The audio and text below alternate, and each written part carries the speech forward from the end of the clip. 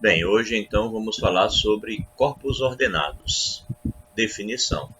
Como todo corpo K é domínio de integridade, se K for ordenado, dizemos que K é um corpo ordenado, ok? Então é isso. O que é ser ordenado, tá? Não esqueçam o que significa ser ordenado. Significa dizer que você define sobre K uma ordem. E o que significa isso? É uma relação entre elementos de K, né? Que essa relação ela é reflexiva, ou seja, um elemento se relaciona consigo mesmo, ou em outras palavras, eu posso dizer que A se relaciona com A, né? Ela é antissimétrica, tá certo? O que diferencia ela de uma relação de equivalência, porque uma relação de equivalência seria simétrica, e a relação de ordem antissimétrica. O que significa isso? Significa dizer que se A é menor ou igual do que B e B é menor ou igual do que A, ou seja, se você tentar fazer a simetria, ela não acontece para todo mundo, só acontece se na verdade forem iguais. Então, um elemento ele não se relaciona com o outro dessa forma, né? Não obrigatoriamente. Se ele se relacionar dessa forma, ele na verdade está se relacionando só com ele mesmo. Tá? E a transitividade vale. A transitividade vale. Ou seja, se você tem que A se relaciona com B e B se relaciona com C, então você garante que o A se relaciona com o C. Então, vale a reflexividade, vale a antissimetria e vale a transitividade. Isso é uma ordem. Então, se você consegue definir uma ordem sobre K, ele ainda não é ordenado. Ele só é ordenado se, além disso, vale a compatibilidade com as operações. Tá? Compatibilidade. Tem que valer a compatibilidade com as operações. Ou seja, você tem que poder somar dos dois lados, né, o mesmo termo qualquer, C, por exemplo, e a relação continuar valendo, né? E você tem que poder multiplicar. No caso, você pega um C maior ou igual do que zero, e aí você multiplica essa relação, e você tem que AC é menor ou igual aqui que o BC. Pronto. A relação continua valendo, né? Tanto quando você soma como quando você multiplica. É isso que significa dizer que K é ordenado, tá? Não é só ter a relação, é ter a relação e ela ser compatível com as operações. Tá bom? Então vamos lá. Reler o que eu disse, relembrando esse fato. Então, como todo corpo K é domínio de integridade, porque a gente definiu domínio de integridade ordenado até agora, então por isso eu estou lembrando disso. Se K for ordenado, né, ou seja, se ele tem uma ordem e essa ordem é compatível com suas operações, dizemos que K é um corpo ordenado. É isso que é um corpo ordenado. Bem, aí os exemplos, né? Os corpos Q e R são corpos ordenados, né? Ou seja, eles têm uma ordem e essa ordem é compatível com as operações. E aí o contra-exemplo que eu comentei ontem, né? Eu falei para vocês ontem que C é um contra-exemplo para esse nosso caso. Por que C é um contra-exemplo? Ele não é ordenado, ou seja, não existe nenhuma relação sobre C, uma relação de ordem sobre C, compatível com sua adição e sua multiplicação. Não é possível criar essa relação. E como é que a gente sabe disso? Olhando o que a gente já estabeleceu até agora. De fato, até agora a gente mostrou o seguinte, mostramos anteriormente que em um anel ordenado A, temos que o A ao quadrado tem que ser maior do que o zero para todo A que eu pegar no anel. E o C é um anel, né? Se ele é um corpo, particularmente ele é um anel. Porém, o que acontece? Quando você pega o quadrado do C, você tem o menos 1. E aí, por esse raciocínio, eu teria que ter que o menos 1 tem que ser igual a zero. Né? O menos 1, perdão, tem que ser maior do que zero. O menos 1 tem que ser maior do que zero. Mas o problema do menos 1 ser maior do que zero é que isso significaria que o 1 é menor do que o zero. Né? Então, o menos 1 ser maior do que zero implicaria que o 1 é menor do que o zero. Mas nós já mostramos que em um anel ordenado, em um domínio de integridade ordenado, 1 é sempre maior do que o zero. Então, não pode acontecer isso. Tá? Portanto, C não é um corpo ordenado. Você não consegue, por mais que você tente estabelecer, Você não consegue estabelecer uma relação de ordem em C compatível com as suas operações, tá? Isso é um fato que usei uma certa vez até no restaurante da universidade, no restaurante da UFAL, restaurante universitário. Tinha um engenheiro, um menino estudante de engenharia, ele olhou para mim e disse: por que eu faria matemática se eu posso fazer engenharia e dar aula de matemática? Mesmo porque na época em que eu fiz matemática, em 1994, se você considerar que a primeira turma de matemática da UFAL ela foi formada em 1971, e significava apenas 23 anos de formação em matemática, enquanto que engenharia civil é algo do início da UFAL. Então, era muito comum o pessoal que tinha formação em engenharia civil, ciências contábeis, outras coisas mais, se acharem professores de matemática. Então, para eles, fazer engenharia civil tinha como bônus ser professor de matemática. Se fosse necessário, daria uma aula de matemática. Até hoje, muita gente pensa assim.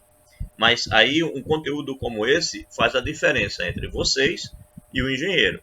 O engenheiro não estuda álgebra como vocês estudam. Inclusive, se você falar em álgebra para um engenheiro, ele só pensa em álgebra linear. Ele pensa que a álgebra acaba em álgebra linear. Tá?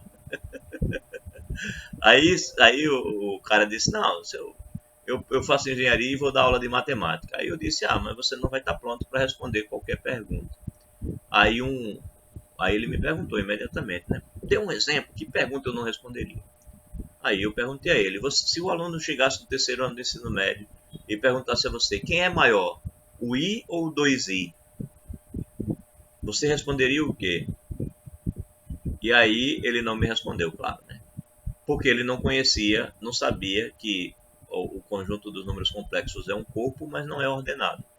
Não é possível ordená-lo. Então, a minha pergunta a pergunta que o aluno me fizesse no terceiro ano do ensino médio, perguntasse isso, a resposta que vocês devem dar é que não é um corpo ordenado. Não é possível criar uma ordem em C, tá? Então, não tem resposta. Não há o maior e o menor, ok? Então, o engenheiro não sabe disso, né? Não está na formação dele, não é uma preocupação dele saber isso. Então, beleza. Ok, então tá aí o nosso contra-exemplo útil e interessante, né? Deve ser bem usado por aí afora. Bem, aí nossas últimas proposições dessa aula 3. Sejam A e B elementos de um corpo ordenado K.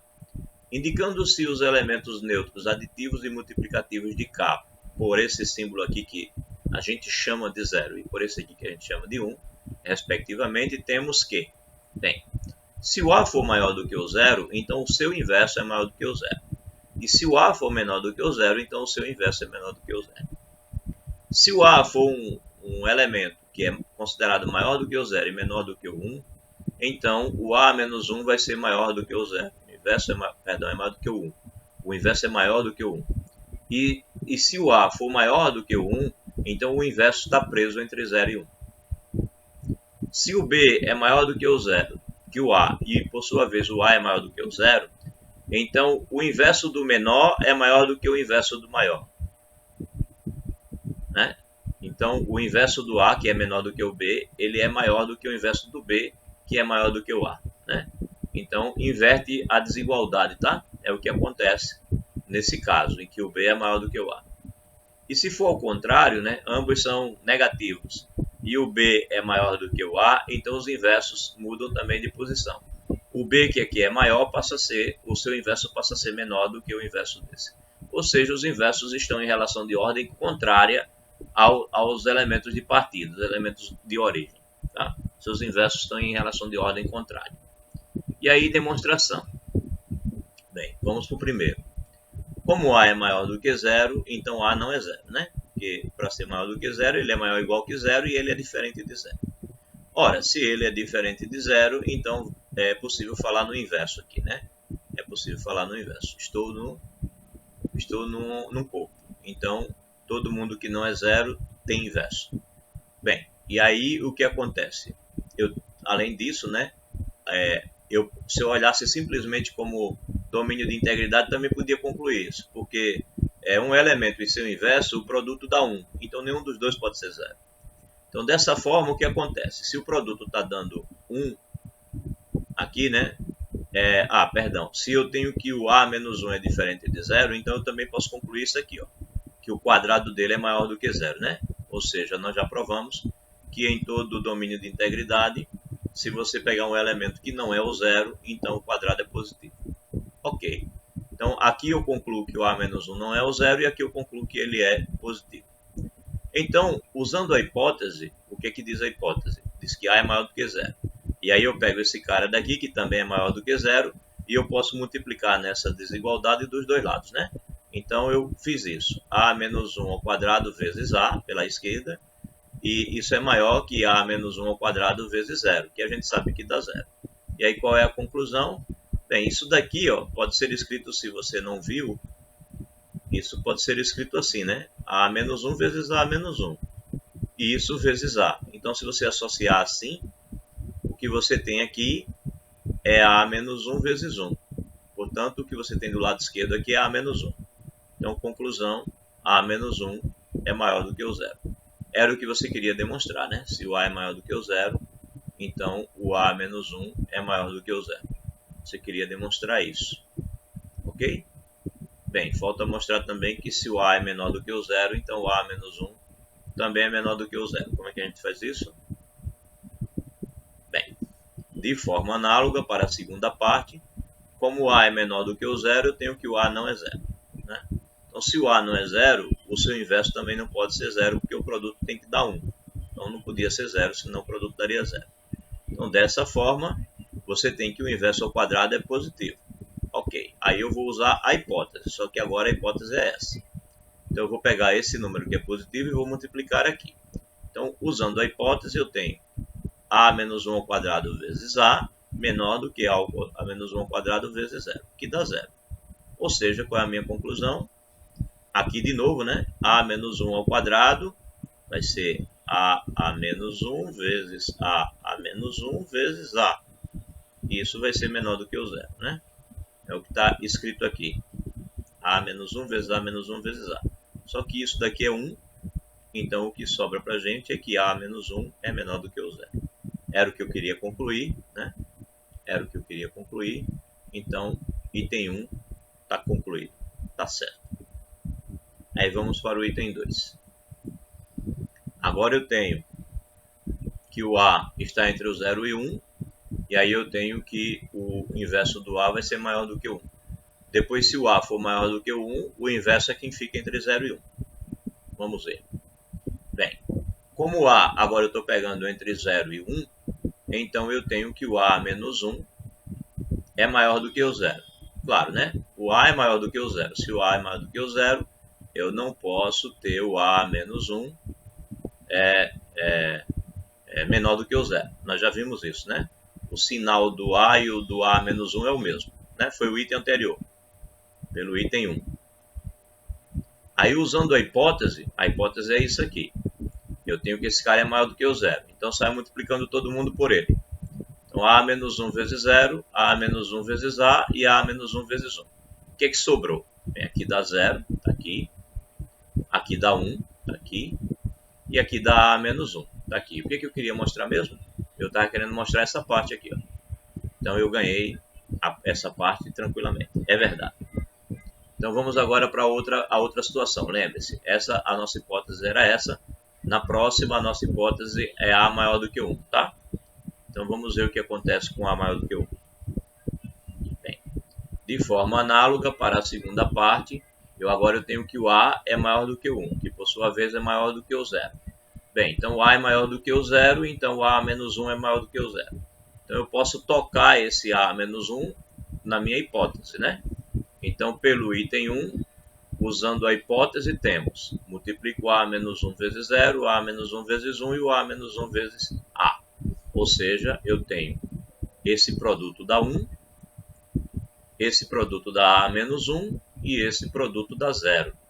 Qual foi a minha conclusão? É que o A menos 1 vai estar entre o 0 e 1. Era isso que eu queria demonstrar. Então, ok. Item 2 era isso mesmo que eu queria demonstrar. Ó. Queria demonstrar que isso acontece. E é verdade. Chegamos a essa conclusão. Aí, item 3. No item 3, temos por hipótese que o B é maior do que o A. Item 3. O B é maior do que o A, que por sua vez é maior do que o zero. Então, os inversos mudam a sua relação de ordem, né? O inverso desse é maior do que o inverso desse. Então, vamos lá. Temos B maior do que o A, que por sua vez é maior do que o zero. Ora, ambos aqui são positivos, né? São maiores do que o zero. Então, seus respectivos inversos pelo item 1 são todos maiores do que o zero.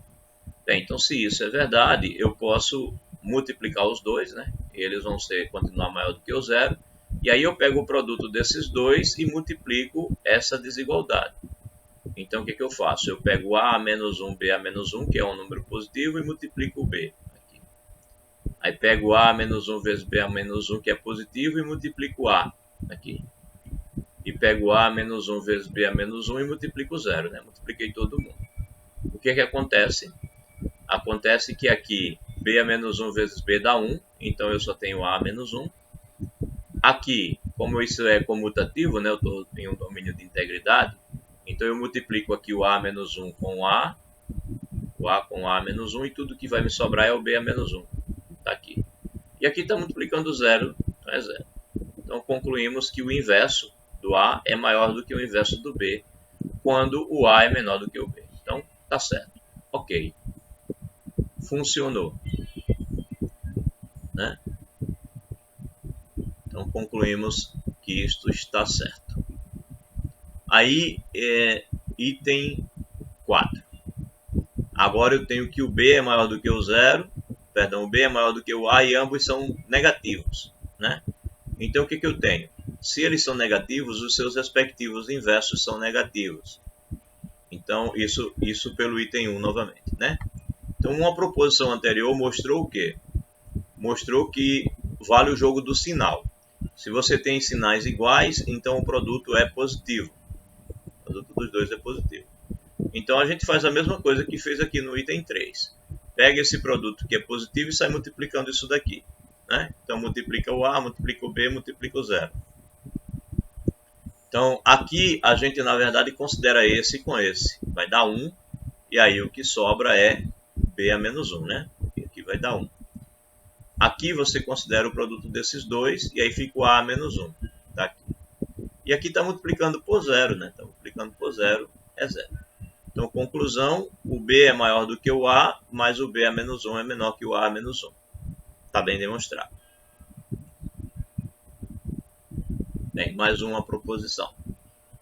Sejam A e B elementos de um corpo ordenado K. Se o A for menor do que o B, então o corpo K possui um elemento C que está entre o A e o B. Interessante isso, né? A anterior falava algo que a gente já está acostumado com os números reais, né? Se você pega o inverso de um número que está entre 0 e 1, né? Esses números são do tipo 1/2, 1/3, 1/4, etc. Quando você inverte, o inverso fica maior do que o 1. E quando você pega um número que é maior do que o 1 e você inverte, poxa, você fica com 1 em cima e embaixo você fica com um número maior do que ele. Então essa divisão é positiva, porque o de baixo é positivo e o de cima também, mas é um número que fica menor do que o 1. Então ele fica entre o 0 e o 1. Então essas proposições todas que a gente mostrou, elas queriam na verdade mostrar para você que se estiver num corpo ordenado qualquer, não importa que sejam esses que a gente está acostumado a lidar, ou qualquer um outro que for criado na teoria que você estiver estudando, no mestrado, doutorado, seja lá onde for, você está com um corpo qualquer, você consegue mostrar que ele é um corpo ordenado, você ganha todas essas propriedades aí, por mais esquisito que a estrutura seja. Tudo bem então, né? Aí vamos para mais uma proposição que tem esse tipo de característica também. É resultado clássico que a gente já sabe, ou seja, esse resultado aqui está dizendo que se você pega, por exemplo, nos reais a gente está acostumado, né? Se você pegar dois elementos distintos, A e B, sempre vai ter um cara no meio. Sempre tem.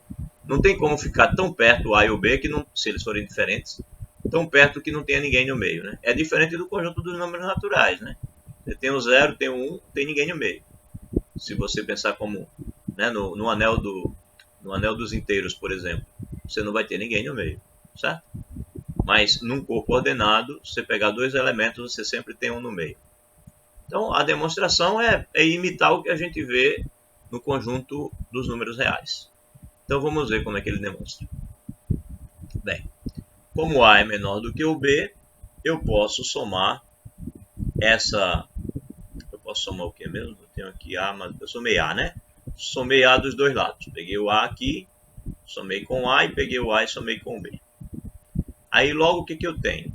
Eu posso olhar para esse A e esse A aqui como sendo A vezes 1K, onde 1K é a unidade multiplicativa do corpo.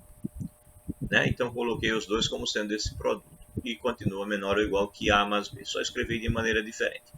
Ou seja, eu posso olhar isso daqui como sendo A, coloco o A em evidência, fica 1K mais 1K. Então 2 vezes 1K, né? Esse símbolo significa justamente essa soma. Né? Isso daqui eu coloco o A em evidência, aí eu vou ter 1K mais 1K.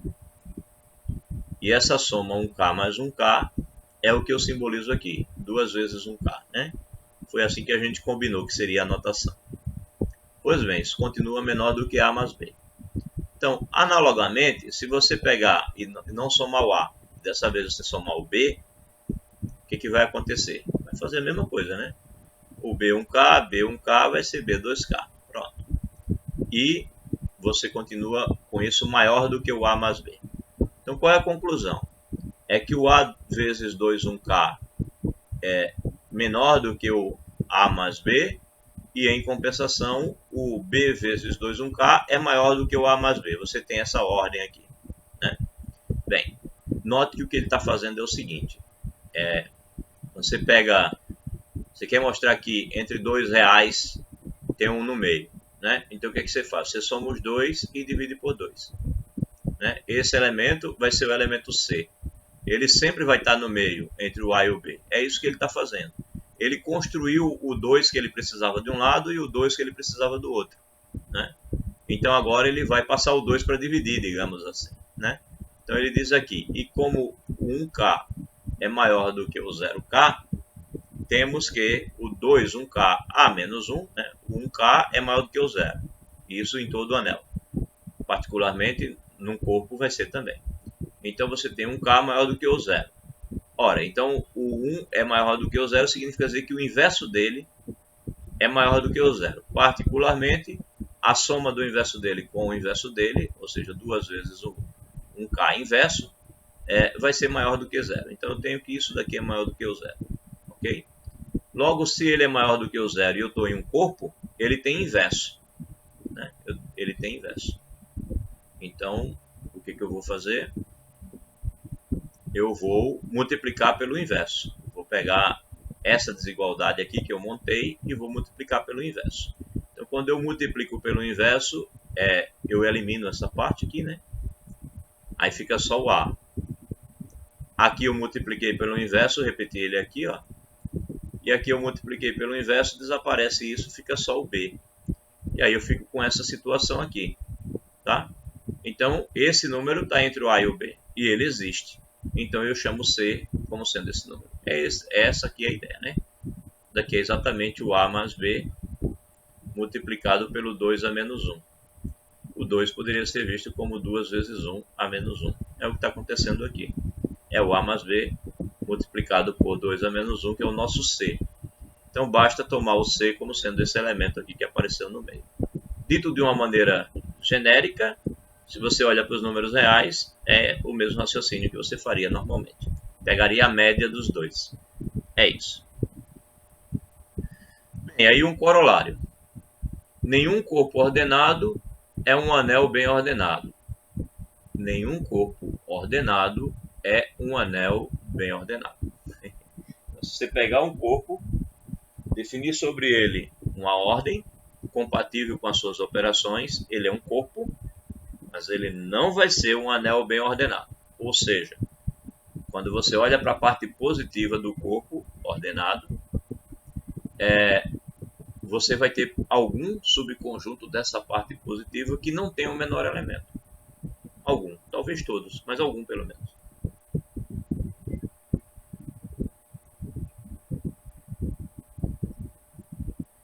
Se você quiser pensar para simplificar em números reais, é verdade, né? Você pega os números reais Pega os números reais, pensa na parte positiva dele, né? Pensa na parte positiva dele. Você tira aqui o zero e vai pensar só aqui no conjunto dos números reais positivos, né? É ordenado, o conjunto dos números reais é ordenado, né? Você consegue definir a ordem natural nele, A é menor ou igual do que B, do jeito que a gente já conhece naturalmente. É compatível com a adição, é compatível com a multiplicação. Então, ele é ordenado, e é um corpo ordenado. Mas se você pegar qualquer intervalozinho aqui, não tem o menor elemento. Não tem o menor elemento. Ok? Não tem. Então, não dá. Nem todo subconjunto da parte positiva tem menor elemento. Portanto, não é bem ordenado. Ele é ordenado, mas não é bem ordenado. Bem, demonstração. Seja K um corpo ordenado. O que eu acabei de desenhar é exatamente a motivação dessa demonstração. Então, considere o conjunto dos elementos positivos de K, ou seja, o conjunto P dos elementos x pertencentes a K, tal que o x é maior do que o zero. Então, pela proposição anterior, para todo A que eu pegar em P, né, para todo A que eu pegar em P, o que foi que a proposição anterior disse? Disse que se eu pegar dois elementos distintos, né, existe sempre um aqui no meio, e que é a média. Né? Então, para todo A que eu pegar em P, eu estarei nessa situação. Eu tenho o zero e eu estou pegando um A. Então, para todo A que eu pegar em P, vai existir um C no meio. E quem é esse C? É a média. É o A mais o zero dividido por 2. Ou seja, é o A mais o zero vezes 2 vezes 1, K, A menos 1. Né? Então, pelo que a gente viu na proposição anterior, existe esse C, que é o cara que fica no meio, pertencendo a P, tal que o C é menor do que o A. Sim, ele vai estar aqui entre o 0 e o A, então ele é menor do que o A. Né? Tal que o C é menor do que o A. Logo, P não tem elemento mínimo. Porque para qualquer A que eu pegar no P, eu consigo um C menor do que ele. Então não vai ter o menor, né? Seja lá qual for o que eu pegar, eu sempre tenho um antes. Então, se o A está aqui, não tem problema, existe um C aqui no meio.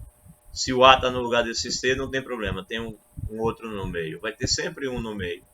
Portanto, de fato, não tem o menor elemento. Ou seja, K não é bem ordenado. Está bem demonstrado. Bem, essa nossa aula 3 terminou. Isso termina o capítulo 5, né? Se eu não me engano é isso, capítulo 5.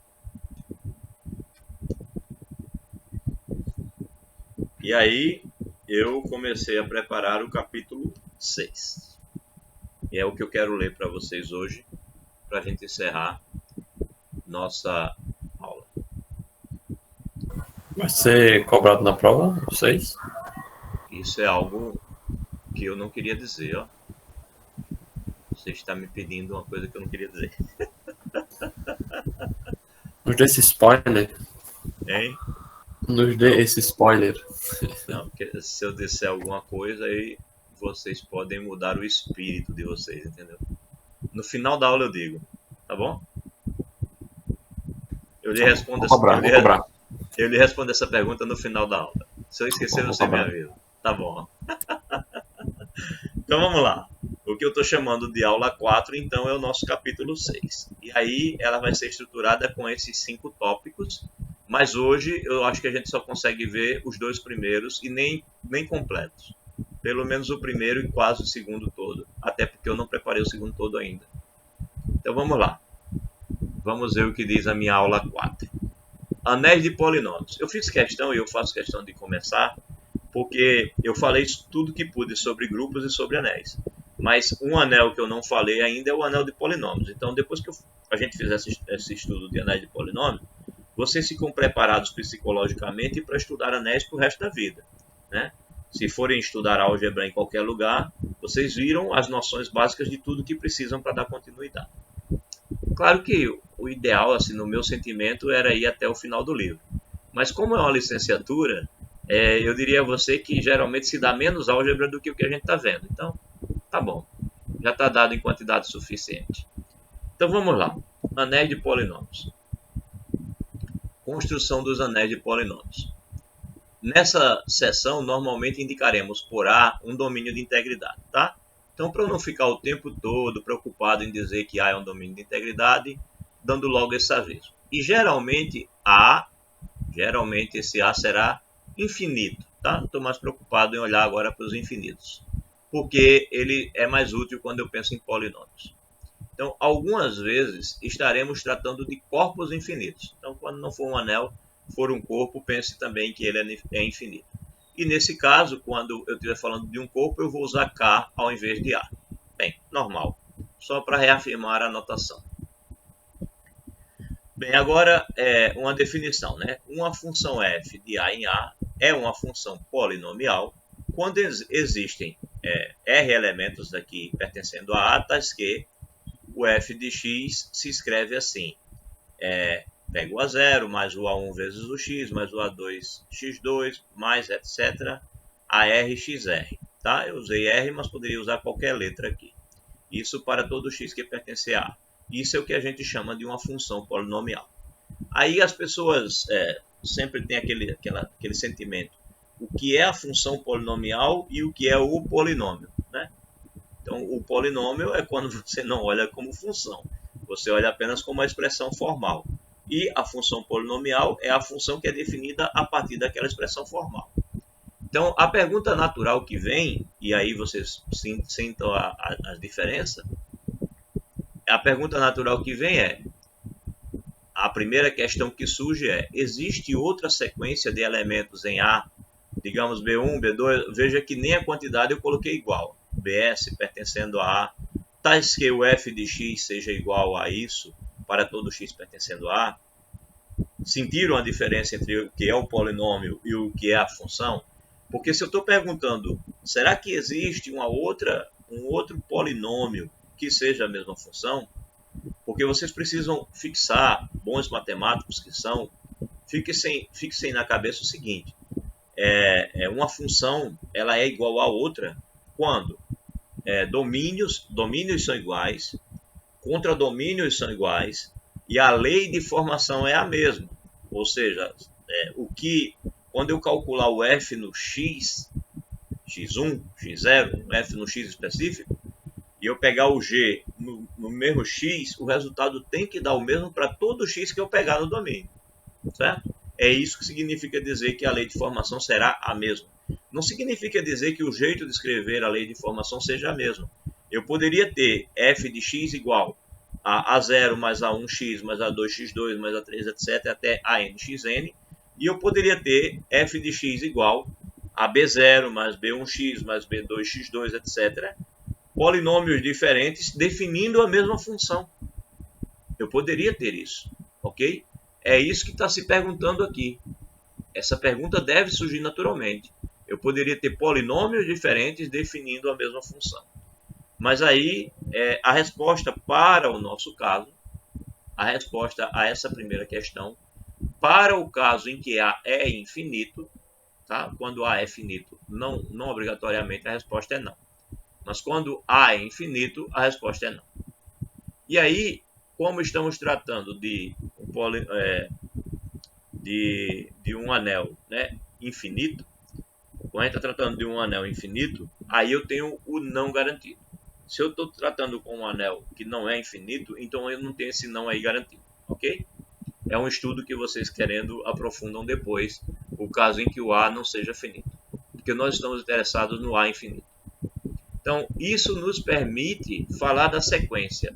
Esses aqui, dizer que ela é única e que seus elementos são ditos coeficientes do polinômio. Aproveitei aqui para estabelecer esse nome, né? Esses números que a gente coloca aí são chamados os coeficientes do polinômio, né? Isso daqui é o polinômio, né? E ele define essa função. Então, se você um dia for falar de uma função, se você diz assim, seja a função f de x, seja a função f de x igual a x ao quadrado. Percebam que você não disse a função toda. Para você dizer qual é a função, você tem que dizer que essa função está de Z em Z, por exemplo, ou que essa função está de R em R. Porque se a função estiver de Z em Z ou estiver de R em R, essa função não é a mesma, tá?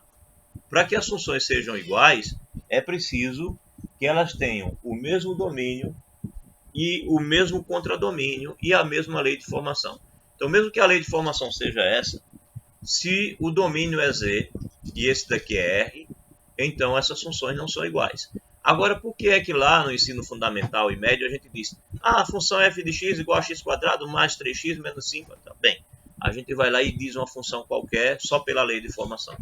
Porque a gente já disse para o aluno que a gente está trabalhando com funções de R em R. Por isso que a gente não fica dizendo o domínio e o contradomínio o tempo todo, tá certo? A gente não diz o domínio e o contradomínio o tempo todo, porque a gente estabeleceu que a função é de R em R, tá bom? Se você não estabeleceu isso ainda, quando você quiser descrever uma função, você tem que dizer quem é o domínio e quem é o contradomínio, tá bom?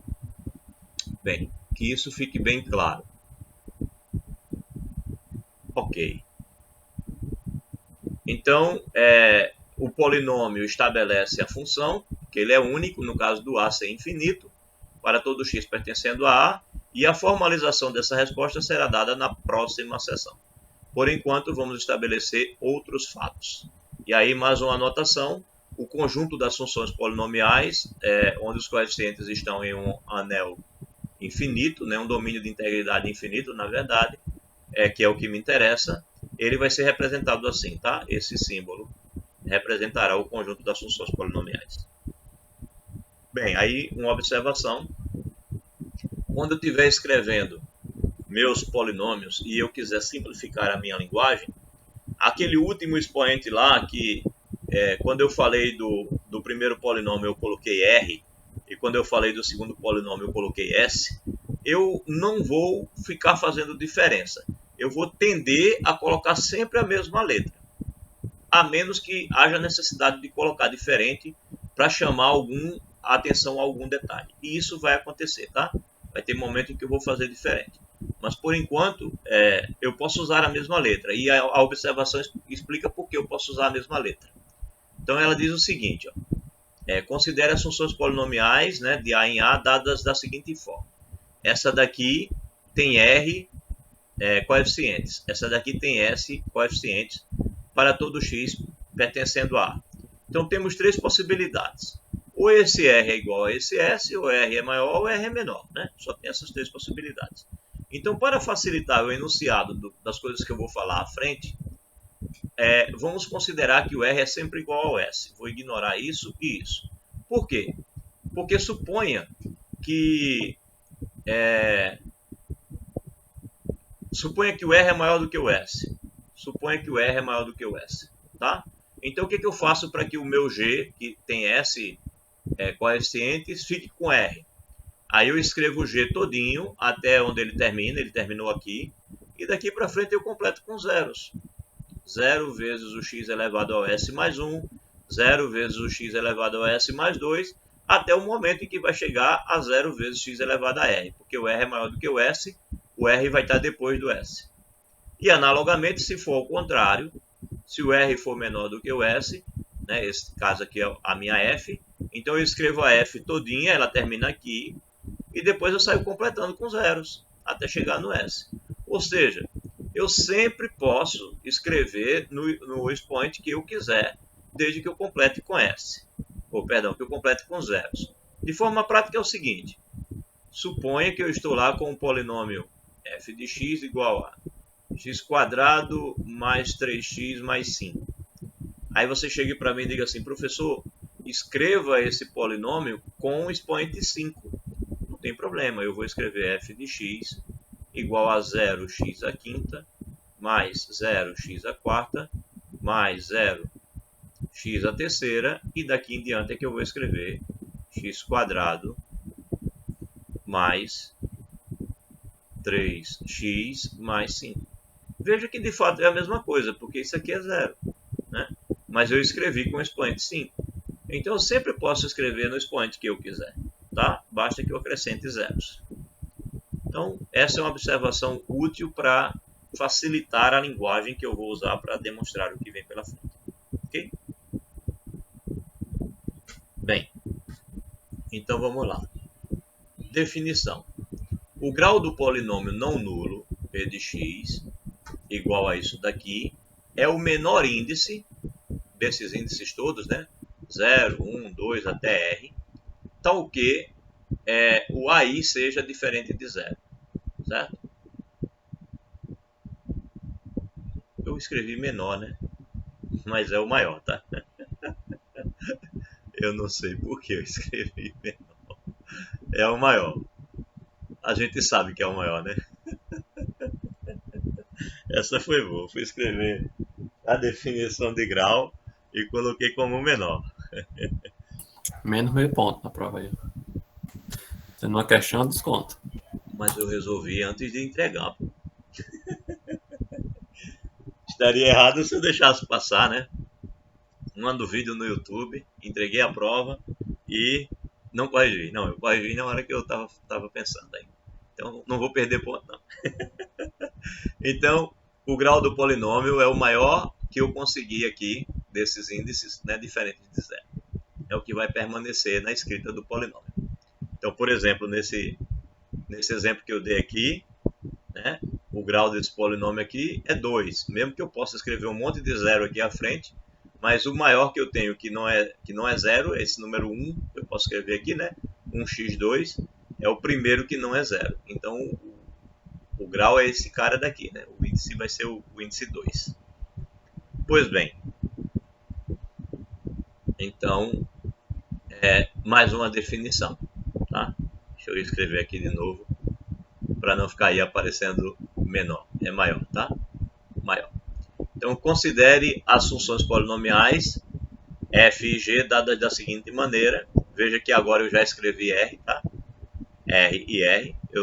Não importa se forem diferentes, eu completo com zero se for necessário, né? E definimos a soma f mais g de x assim. Somo esse com esse, aí somo esse com esse e coloco x em evidência, somo esse com esse e coloco x ao quadrado em evidência, somo esse com esse e coloco x elevado a r em evidência, e eu tenho o que a gente chama de soma dessas funções polinomiais. Bem, aí proposição. O conjunto A de x das funções polinomiais de A em A com a adição definida anteriormente é um grupo comutativo. Tá vendo que vai ficando bonitinho? É um grupo, né? O conjunto dos polinômios de grau menor ou igual que um certo valor forma um grupo multiplicativo.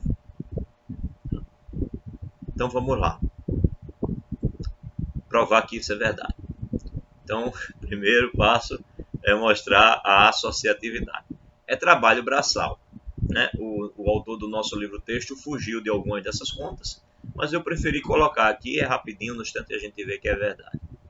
Então, sejam f, g e h, dadas por f de x é isso. Veja que eu mantive aqui r, ó.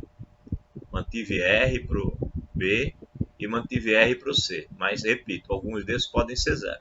Não estou dizendo que o CR, o BR ou o AR tem que ser zero. Para todo x pertencendo a A. Então, defini essas funções f, g e h de A em A. Então, lembre-se, tá? A é um domínio de integridade que, a princípio, eu considero infinito. Então, temos que, se eu fizer f mais g mais h, somando primeiro a f mais g, a soma da f mais g é o que está aqui, ó, desse parênteses até esse, né? Sair somando. O A0 mais o B0, o A1 mais o B1, o A2 mais o B2 e colocando os expoentes em evidência. E aí o H do X é isso aqui. Isso aqui é o H do X, né? Que eu deixei para somar depois. Ok? Bem, aí quando você faz isso, dá para organizar de maneira um pouquinho diferente, né? Agora eu vou somar cada uma dessas somas, eu vou somar com cada um desses coeficientes. Então eu vou somar o A0 mais o B0 com o C0. Eu vou somar o A1 mais o B1 com o C1. E vou multiplicar pelo X. Aí eu vou somar o A2 mais o B2 com o C2. E eu vou multiplicar pelo X2. E assim por diante, até o último, né? Aí no último eu vou somar o AR mais o BR com o CR e vou multiplicar pelo XR. Pronto, está aqui feito a soma total. Aí quando você chega nessa situação, o que você precisa é usar a associatividade que acontece em A, tá? Na verdade, toda vez que você vai fazer uma conta com os polinômios, isso recai nos coeficientes que estão lá no anel. E o anel é associativo. Então, essa soma, por exemplo, eu passo a deixar o A sobrando e somo os dois últimos. Aqui eu deixo o A1 sobrando e somo os dois últimos. Aqui eu deixo o A2, no último eu deixo o AR.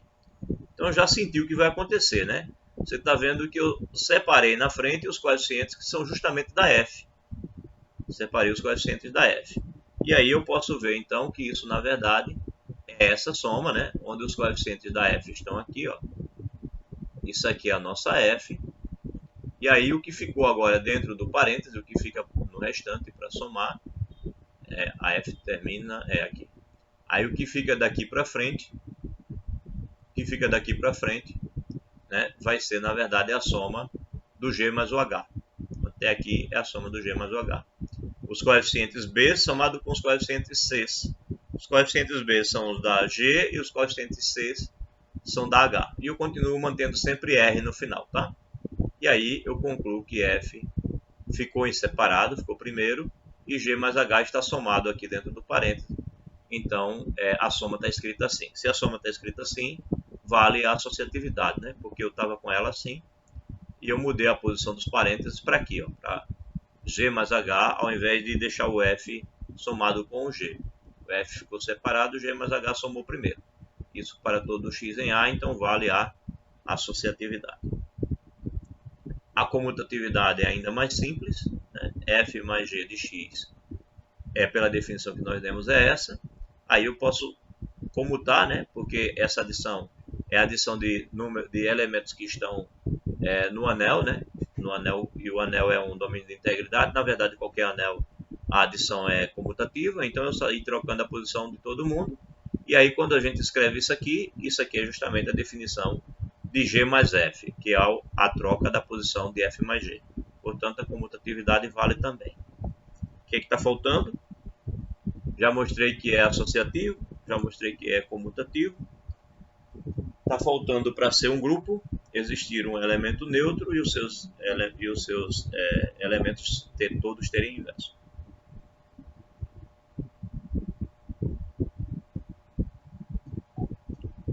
Então vamos lá. Próximo passo ainda não olhamos esse. A função O de x, né, onde os coeficientes são todos zeros, que naturalmente, fazendo as contas aqui, vai dar zero. Isso para todo x pertencendo a A, onde zero é o elemento neutro da adição de A. Essa função aqui, polinomial, ela é o elemento neutro da adição das funções polinomiais, né, f de A em A. E de fato isso é verdade, porque se eu for somar f com essa função, eu vou estar somando os coeficientes da f, que nós definimos como sendo a 0, a 1, a 2, até a r, vou estar somando com os coeficientes dessa, que são sempre 0. E aí, consequentemente, eu tenho que, de fato, f mais o vai dar f, né? Então, essa função, ela é o elemento neutro do conjunto, da adição do conjunto das funções polinomiais. Então, existe o elemento neutro. E, por fim, a existência do oposto. Dado uma função f definida dessa maneira, para todo x pertencendo a A, a gente pode definir uma função menos f que troca os sinais aqui, né, pega os opostos. E isso é possível porque esses caras estão em A, então todo elemento de A tem um oposto, portanto eu posso escrever isso assim. E na hora em que eu for somar, o que vai acontecer é que eu vou somar o A0 com o menos A0, o A1 com o menos A1, o A2 com o menos A2, etc., até o AR menos o AR. Ou seja, vai estar todo mundo zero, né? Vai dar isso. Vai dar essa função aqui, vai dar todo mundo zero, né? Isso aqui vai dar 0, 0, 0, 0, etc. Sempre zero. Então, de fato, deu elemento neutro. Portanto, essa menos f é o oposto da f. Isso prova a existência do oposto. E aí quando você junta as três, né, as quatro, associatividade, comutatividade, existência do elemento neutro e existência do oposto, isso prova que o conjunto das funções polinomiais com essa adição é um grupo comutativo. Bem, mas nós estamos em um anel. Então o que eu acabei de mostrar foi que a adição nesse conjunto ela é um grupo comutativo. Aí eu preciso olhar para a multiplicação, né? Nós estamos estudando o anel. Então vamos para a multiplicação. E a multiplicação é muito mais chata de ver as coisas, mas vamos tentar. Considere as funções polinomiais f e g dadas pelo seguinte: f é isso, g é isso aqui para todo x pertencendo a A. Então definimos a multiplicação de f e g por. Bem, é isso. A ideia é a distributividade. Né? Você está multiplicando isso tudo aqui, essa soma toda, por essa soma toda. Então o que você vai fazer? Você vai fazer A0 vezes B0, A0 vezes B1, x, né? A0 vezes B2x, A0 vezes B3x, até A0 vezes BSx. Veja que agora eu já coloquei o S e o R distintos, tá? Para poder chamar a atenção de outros detalhes. Então quando você sai multiplicando todo mundo, quem é que não vai ter x? Bem, a única que não vai ter x é esse produto aqui. Ó. Todos os outros produtos, quando você distribui o A0, tem x. Tá. E aí, quem é que vai ter x? A única que vai ter x vai ser o momento em que eu pegar o A0 e multiplicar pelo B1x, e na hora em que eu pegar o B0 e multiplicar pelo A1x. Essas duas vão ter x. Portanto, vai ser A0B1 mais A1B0, que vai ter x. Porque todas as outras vão envolver x vezes x ao quadrado, x vezes x à terceira. Portanto, vai ficar ainda maior. Aí, quem é que vai ter x quadrado? Bem, vai ser o momento em que eu fizer A1 vezes B1, x e x, né? Então, esses dois aqui, ó, vai dar x quadrado. E a outra possibilidade é o A0 com o B2 e o A2 com o B0. É o que está aqui, ó, A0 com o B2 e o A2 com o B0. São os que multiplicam o x quadrado. E assim por diante, né? Você sai distribuindo. O último termo é o único termo que vai acontecer de você multiplicar o x elevado a r vezes o x elevado a s. E aí vai dar x elevado a r mais s. Esse vai ser o maior expoente que vai aparecer, né? Então o último termo que aparece é esse produto. Só vai acontecer nesse produto aqui. Né? Todos os outros, os expoentes serão menores. Então é essa a definição do nosso produto de funções polinomiais. Tranquilo? É que a gente está acostumado mesmo, né? Você está lá com um polinômio vezes outro polinômio, você sai multiplicando todas as parcelas, né? Parcela por parcela, distribui tudo. Distributividade total. Pronto. Então, é assim que a gente multiplica. Então, proposição. A multiplicação definida anteriormente no conjunto das funções polinomiais f de A em A, ela é associativa, comutativa, ela tem elemento neutro e é distributiva sobre a adição. Demonstração. Dói, viu? Dói olhar, né? Você vê assim, meio mundo de conta. Deu um trabalho danado para ver, para digitar, mas eu preferi fazer assim. O autor aí do nosso livro-texto fugiu disso tudo, só fez comentários. Mas eu acho que é interessante a gente ver como é a dinâmica das contas. Pelo menos um pouco. Não precisa ser tão detalhista, mas pelo menos um pouco. Então vamos lá. Sejam as funções f, g e h, novamente, dadas por... Bem, aqui você vê que agora eu coloquei r, aqui eu coloquei s e aqui eu coloquei t, né? Para todo x pertencendo a A. Então temos o seguinte. Quando você vai fazer o produto, sendo primeiro f vezes g, depois o h, o que você tem até aqui, ó, daqui até aqui, desse primeiro aqui até esse aqui, é o produto f vezes g. E o que está aqui é o h que está sobrando. Isso daqui que está marcado aqui, esses dois aqui, ele é exatamente, simplesmente a definição que nós demos aqui, tá? Ctrl C, Ctrl V. Peguei isso daqui e levei para lá porque é f vezes g. É o que está aqui, ó. Daqui até aqui, tá? Essa linha toda até esse pedaço.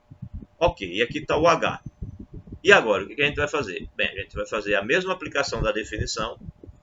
Vai olhar para essa definição e aplicar essa definição, sendo que agora o nosso A0, o nosso primeiro coeficiente, ele é o produto dos dois primeiros, né? E o último coeficiente aqui vai ser o C. Então, onde tem os B's, aqui vai aparecer C.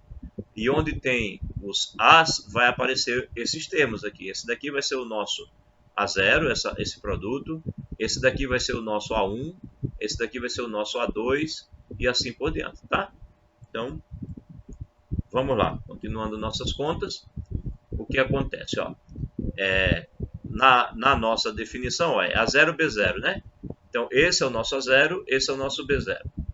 Aí mais, bem, A0, B1. Aí quem é o A0? O nosso A0 é esse cara daqui. E quem é o nosso B1? O nosso B1 é o C1, né? Porque é o segundo termo. Aí aqui mais A1. Aí quem é A1? A1 é isso aqui tudo. Isso aqui é o nosso A1, que é o que está aqui, ó. Ele está multiplicando quem? Está multiplicando o B0. E aí quem é o B0? É o nosso C0. Ok? O C substitui os Bs e esses coeficientes todos substituem os As.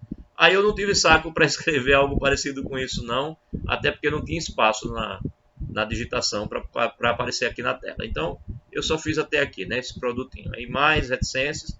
E aí como é que termina lá no final? Na última parcela é o último do primeiro vezes o último do segundo vezes o x com a soma dos expoentes. Aí o que acontece? O último do primeiro é a RBS, está aqui, a RBS. O último do segundo é esse CT, está aqui, CT. E aí, o que acontece com os expoentes? Bem, quando você faz o produto do AR aqui, do XR com o XS, dá a soma R mais S. E aí, quando você multiplica o XT, soma-se o T. Então, se quiser, pode até colocar um parêntese aqui, R mais S, depois o T. Ok? Então, este produto dá isso. Bem, daqui para frente, qual é o meu objetivo? O meu objetivo é mostrar associatividade. Então, eu vou sair brincando ali com as associatividades que eu consigo nos elementos, nos coeficientes, que são elementos que estão no anel. Então, é isso que eu vou fazer. Vou brincar com a associatividade daqui, né? Então, vamos lá. Eu quero destacar, eu estou com F e G juntos e o H separado. Então, eu quero destacar os coeficientes do F, né? Para o F ficar isolado. Então, onde tiver esses A's aqui, eu vou tentar puxar para frente. Então, eu tenho aqui o A0, B0 e o C0. Aí eu fui e mudei aqui a associatividade. Aí aqui eu tenho A0, B0, C1. Botei o A0 para fora, coloquei o B0 com o C1. E aqui eu distribuí. Peguei o C0 para multiplicar A0B1, C0 para multiplicar A1B0. Só distribuir, né? E aqui não fiz nada, só repetir. Então tá na cara que aqui tá bom, né? O A0 já está separado aqui e aqui. Mas aqui o A0 não está separado e aqui o A1 não está separado. Então, vou separar esses dois na próxima linha. É exatamente isso que eu estou fazendo aqui, ó. Aqui eu só repeti. Aí aqui já estava assim, mas aqui eu coloquei o A0 para frente e aqui eu coloquei o A1 para frente. Foi isso que eu alterei. Da linha anterior para aqui eu só alterei isso, ó. Tá? O A1 e o A0 foram para frente. O restante está igual. Ok. Aí estou eu com essa confusão toda. Aí eu agora percebo que eu consigo colocar o A0 em evidência. O A0 está aqui, o A0 está aqui. Coloquei o A0 em evidência multiplicando B0, C1 e multiplicando B1, C0. Né? Mas o resto é só repetir. O restante é só repetir. Ok. Aí quando eu faço isso, o que eu vou perceber? Eu vou perceber que isto é o produto desse polinômio vezes esse. Por que isso é verdade? Ó, nota o primeiro aqui. Ó. Esse primeiro aqui. É justamente o primeiro desse com o primeiro desse. Né? Aí, o que é isso daqui? Isso daqui vai ser... bem, aqui é assim. A0B1, né? Ou seja... Não, perdão. A0B1. A0B1. Não é isso? Ah, tá aqui. Não, deixa eu ver. Mas em cima a gente vê com mais facilidade. A0B1, A1B0, né? É isso. Então, o A0 é o cara que vai estar no meu primeiro produto, né? Então, A0, B1. Aí B1 é o cara que está multiplicando nesse de cá, que é isso tudo. Então ele está aqui, ó. Isso é o nosso A0 B1. Aí aqui A1, que é esse, vezes o B0. O B0 é o cara que está no último nesse segundo polinômio, que é esse cara aqui. Ok, então está feita essa parte que multiplica o x. E assim por diante, a coisa vai se repetindo pela definição, né? E aí, por fim, como é que termina o último? Bem, o último termina como sendo esse último aqui vezes esse último aqui. É o que está escrito aqui, né? E a soma dos expoentes é o R somado com o S mais T. Tá certo, R, S mais T. Então, de fato, esse produto aqui é isso pela nossa definição. E este produto aqui, ele é AF separado. Isso aqui tudo é AF. Vezes G vezes H, que é o que está aqui. Ó. Se olhar a definição de G vezes H, é essa aqui. Tá? Que são os coeficientes B e C no lugar de A e B. Né? B e C no lugar de A e B, pela nossa definição. Isso para todo x pertencendo a A. Isso prova a associatividade. Tá? A associatividade da multiplicação funciona. É claro que a gente fica com a vontade danada de tentar fazer uma coisa parecida para aquele expoente x ao quadrado. Mas só que ficaria grande demais e não é difícil de se convencer que está funcionando a associatividade nesse caso, porque a gente está aplicando a definição. Ok. Então a associatividade vale. É claro que a gente quer ver a comutatividade. Né? Então vamos para a comutatividade. Quando você pega f vezes g, a definição nos dá isso aqui. Isso é a definição de f vezes g. Ctrl C, Ctrl V. E aí o que é g vezes f? É trocar essas duas posições, mas eu posso, porque há um domínio de integridade. E aqui eu troco tanto faço a comutatividade do aditivo, como eu faço do multiplicativo, né? Então, esse daqui, eu inverti ele aqui, ó, e esse aqui está invertido aqui. Tá? E aí aqui a mesma coisa. Esse A2B0 está invertido aqui. Esse aqui estaria invertido aqui, mas ele está no meio, então não há o que inverter, só inverte multiplicativamente. Mas na adição ele fica na mesma posição. E esse primeiro veio para aqui. Né? E você inverte. E por fim, o ARBS é o BSAR. E quando você olha para isso aqui, é exatamente a definição aplicada em f e g.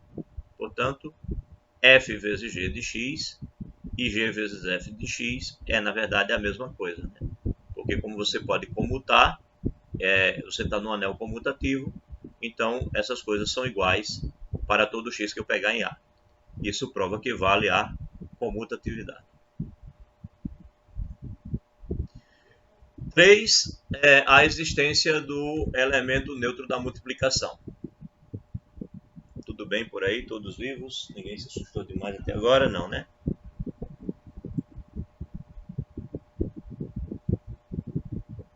O nome dessa seção no nosso livro-texto é construção de alguma coisa. Construção de anéis de polinômios, eu acredito. É isso que a gente está fazendo. A gente está construindo o anel de polinômio, né? Então vamos lá. 3. A existência do elemento neutro multiplicativo. Então, se eu defino uma função que eu chamei aqui de I de x, ela tem o primeiro coeficiente 1 e o resto tudo 0. Não importa qual seja o R. Tá? Na verdade, se eu quiser, eu posso considerar que esse R é 0 e olhar para I de x assim, como sendo 1 vezes x elevado a 0. Tá? Em algumas circunstâncias é bom olhar dessa maneira. E eu vou olhar dessa maneira em uma das circunstâncias. Então vamos lá. Então tá aí. Aí de x assim, para todo x que eu pegar em A, e onde esse símbolo aqui, ele é o elemento neutro da multiplicação de A. Então essa aí de x, ela é o elemento neutro da multiplicação das funções polinomiais f de A em A. Né? Por que isso é verdade? De fato, se você pegar f e multiplicar por i, e aplicar a definição, né? Aí como é a nossa definição? É o último coeficiente da primeira. Aí a nossa f, o último coeficiente dela é esse. E aí, último ou primeiro, né? Depende do lado que você quer olhar. E aí você pergunta, e daqui para frente? Aqui é A0B1 e A1B0, né? Aí A0B1 Aí quem é o B1 é 0 aqui, esse cara. E A1, B0. Aí quem é o B0 é o 1. É esse cara aqui. Aí mais. Aí aquela história lá. A0, não sei quem é esse cara, quem é esse, quem é esse. Bem, aí eu acho que é voltando, né? Os coeficientes voltando, Esse daqui seria o A0. Se é os coeficientes voltando, esse daqui é o B0. Então esse daqui é o B1, esse é o B2. Então A0, B2, A1, B1, exatamente assim. E A2, B0. Aí o B2 e o B1 são 0. Só o B0 que é 1. Tá? Só o B0 que é 1. E assim por diante. Aí como é o último? O último faz o produto do AR. Quem é o AR? O AR é o cara onde o coeficiente é diferente de 0, né? Então na f de x é o AR.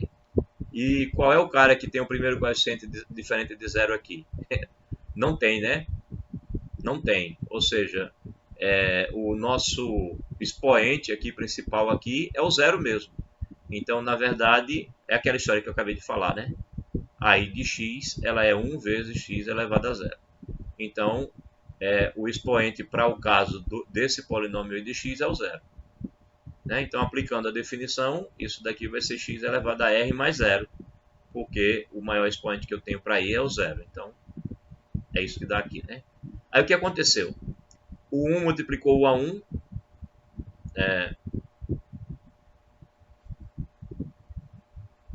eu acho que aqui está errado. Não, tá certo, perdão. Eu esqueci dessa parcela. O A0 multiplicou o 1, aí A0. Aí aqui o 1 multiplicou o A1, está aqui o A1. Aí aqui o 1 multiplicou o A2, está aqui o A2. Isso vai sempre acontecer, né? Só vai aparecer o 1 multiplicando o último. E aí, nesse caso, o 1 aqui vai multiplicar o AR, né? Então vai ficar o AR. Portanto, esse produto aqui vai dar exatamente a f de x. Logo, f de x vezes i é a própria f de x. Então, aí é justamente o nosso elemento neutro da multiplicação. A função polinomial i é o nosso elemento neutro da multiplicação. Pois bem. E quarto para mostrar o que mesmo? Até agora nós mostramos esse daqui é a existência do elemento neutro. Aqui é a distributividade, né? Vamos mostrar a distributividade. Então, distributividade dá tanto trabalho quanto deu de trabalho a associatividade. É meio chatinha de ver também. Mas vamos lá. Sejam as funções f, g e h, né, de a em a, dadas por a f mantive a mesma linguagem, a g também e a h também. Como eu vou fazer produto, eu deixei os coeficientes diferentes, tá? R, S e T, para poder comentar a história da soma dos coeficientes. Para todo x pertencendo a A. E aí, nesse caso, eu peguei que o R é maior do que o S, que por sua vez é maior do que o T, tá? Para facilitar a minha escrita. Então, o que a gente tem? A gente tem que, isso sem perda de generalidade, né? Eu poderia pegar na ordem que eu quisesse. Aí a gente tem aqui F multiplicando G mais H, isso para todo x, né? Então, aqui está a F, né? A F está aqui, e ela está multiplicando G mais H. G mais H vai ser, essa aqui é a G, e essa aqui é a H, tá? Então, qual é o primeiro passo? Bem, resolver as coisas que estão dentro do parênteses. Então, vou somar isso aqui. Aí vai ficar B0 mais C0, B1 mais C1x, B2 mais C2x2, etc. Então, esse parêntese que está aqui em segundo lugar, ele vai somar essas duas aqui. Vamos para o próximo slide. Aqui está a F, que vai multiplicar todo mundo, e aqui está a soma que eu acabei de dizer a vocês que eu iria fazer. Tá? Somamos. Tudo bem. Aí o que a gente faz agora? A gente aplica a definição de produto. Aí, como é a definição do produto? Aqui, o primeiro termo é o primeiro daqui, né? Que é esse aqui. Primeiro ou último, como eu estava chamando de último, agora estou chamando de primeiro. Vezes esse, né? Ó, tá aqui. Aí, esse daqui vai ser o quê? É o A0, B1. Aí, quem é o B1? B1 é essa soma. Então, tá aqui, ó. A0, B1. Aí, depois A1, tá aqui. Vezes quem? B0. Aí, quem é B0? Essa soma. Isso multiplica o x. Então, mais reticência. aplica a definição toda, né, do produto. Como eu disse, não tive coragem de fazer o expoente 2. Aí vamos para o último. Aí quem é o último? É o último expoente desse, que é o AR, vezes o último expoente desse, que é essa soma. BS mais CS. E por que R mais S? Ora, porque eu estou fazendo um produto de um polinômio que tem grau R com um produto que é uma soma de um polinômio de grau S, né, com um polinômio de grau T, né? Esse produto é a soma de um polinômio de grau S com um polinômio de grau T. Mas eu estou considerando S maior do que T. Então, quando eu somo, fica um polinômio do grau maior. Por isso que eu estou usando S e esqueci do T aqui. Deixei o T para lá. Ignorei o T, né? Disse que isso aqui vai dar S porque o S é maior. Então, quando eu for fazer o produto, vai dar R mais S. Não vou precisar do T.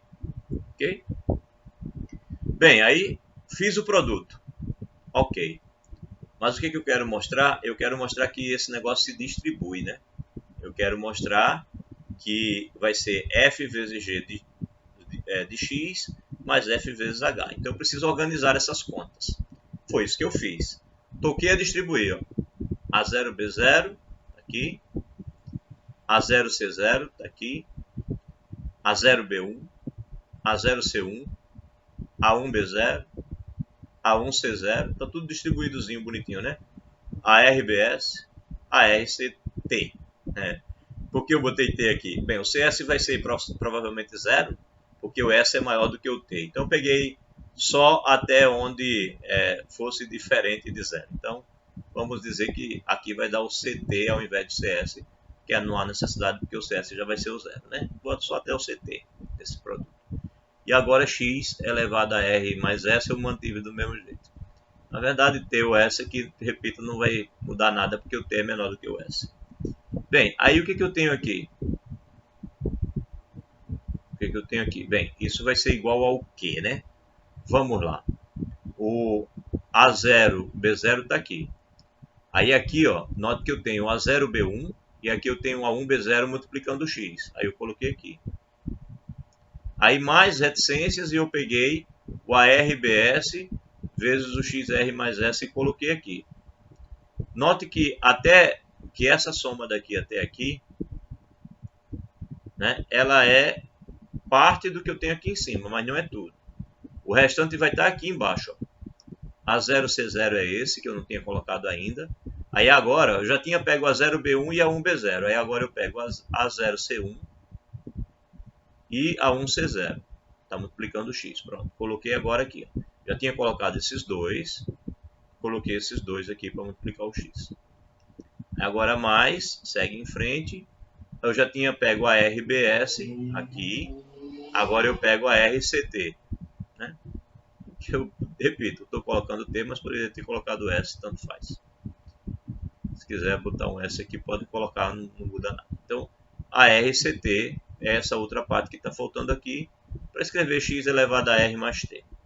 Aí o que aconteceu? Eu estou somando um polinômio aqui que o maior grau é o R mais S, e aqui eu tenho um outro polinômio que o maior grau é o R mais T. Lembrando que o R é maior do que o S, que por sua vez é maior do que o T.